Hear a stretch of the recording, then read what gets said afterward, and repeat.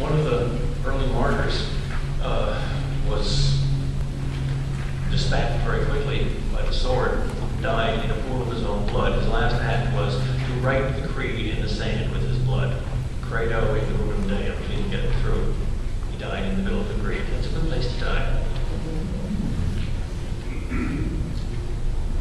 Because the creed is not simply a definition of orthodoxy, that which you are supposed to believe. The creed defines the one that you believe.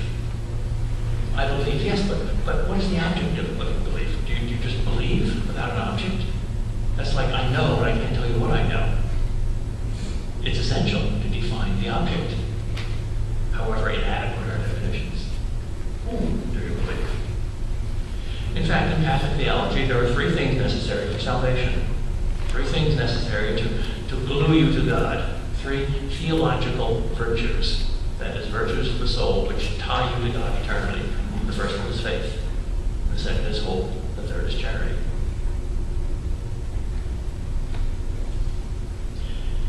He also experiences angels, part of this great communion of saints.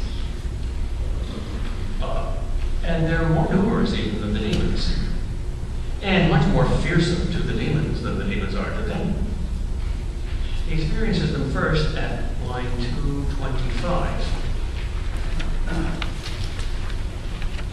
When he says, "Another marvel, someone has me fast within his ample palm, being held." It's a metaphor, of course, and angels not having physical bodies don't have palms, but he is being supported. Hello.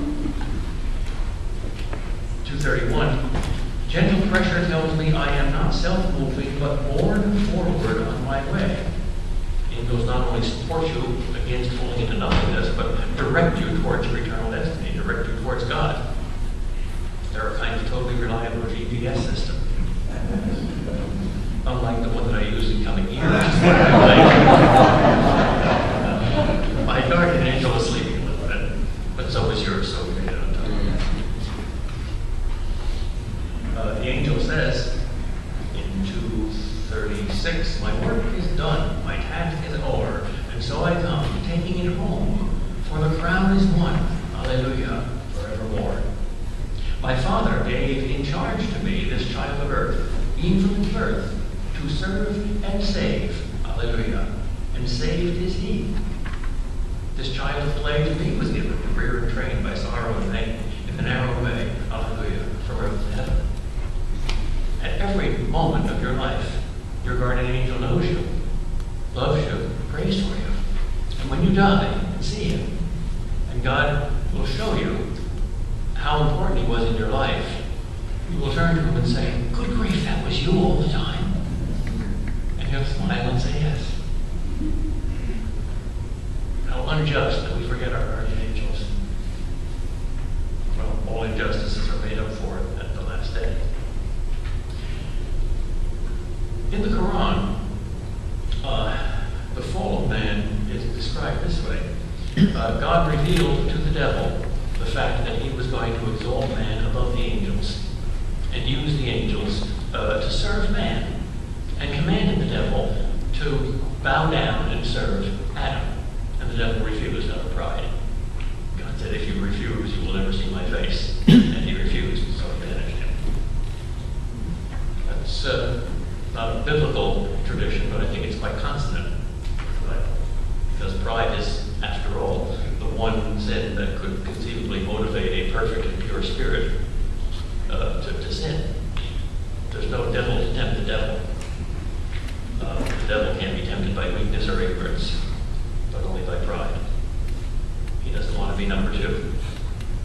But as Rodney Dangerfield says, when you're thinking about number one, you're probably going to step in some number two.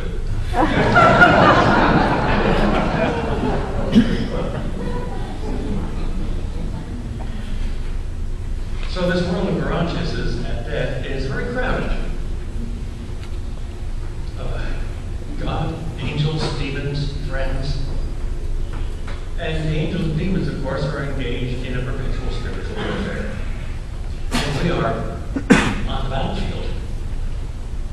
And if we don't know that, we wander across these minefields innocently, and if the things flying through the air we take to be butterflies and try to catch them in nets, not realizing they're bullets, we're probably not going to survive very well.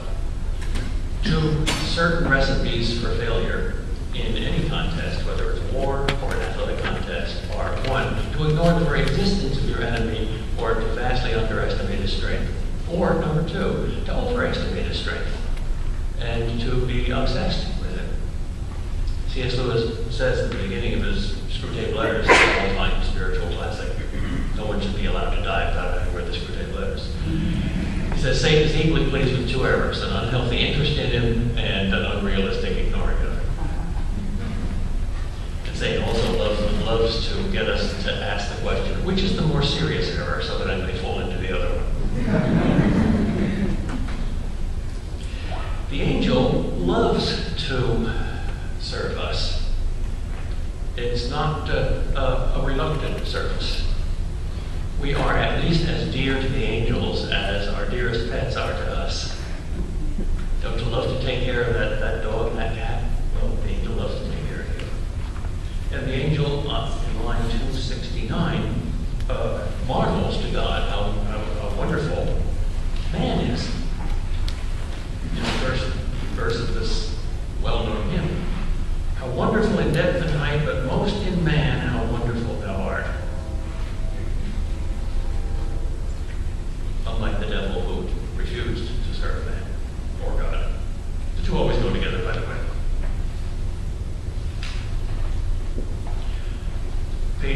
Line 280, the angel says, I was sent from heaven to set right the balance in his soul of truth and sin. I heard a Southern Baptist preacher once say, God casts 1 vote for you, the devil casts 1 vote against you, and you cast the deciding vote. Southern Baptists have a great way of summarizing a lot in a little. Best summary of a Bible I've ever heard comes from a Southern Baptist preacher. He said, God is just trying to get across 2 things. And they can be put in 4 words, 2 sentences, 2 words each. That's the whole Bible. Number 1, I'm God. Number 2, you're not. We have more problems with the second one than the first one, I think. Paul Fitz, Catholic psychologist at NYU, says that America is the most polytheistic nation in the world. Because the Greeks only believed in 10,000 gods, and the Romans in 100,000, and the Tibetan Buddhists in 1 billion, but we believe in 360 million gods. I was sent from heaven to set right the balance in his soul of truth and sin, and I have waged a long, relentless fight, resolved that death-environed spirit to win, which from its fallen state, when all was lost, had been repurchased at so dread a cost. If you don't know that life is war, if you don't know that that's probably the deepest unconscious reason why we're fascinated with stories of war, because they're real. They're not an extra that we invent. We're in one. If you don't know that, you don't know what life is now. You don't know how serious it is. So there are tremendous consequences of this after-death vision of Garantius now. In fact, there's almost nothing. No, I will drop the word almost. There is nothing about life after death. There is nothing that we will experience after death that does not have repercussions now. So if you want to be very realistic and understand the meaning of this life, set your sights on the next. It's exactly the opposite of escapism. Poor Henry David Thoreau, according to testimony, almost his last words, a preacher came to him and said, Henry, you've been an agnostic all your life. Don't you think you better think about God in heaven? And he said, 1 world at a time, preacher, 1 world at a time. No, he's wrong. He's got to serve both worlds.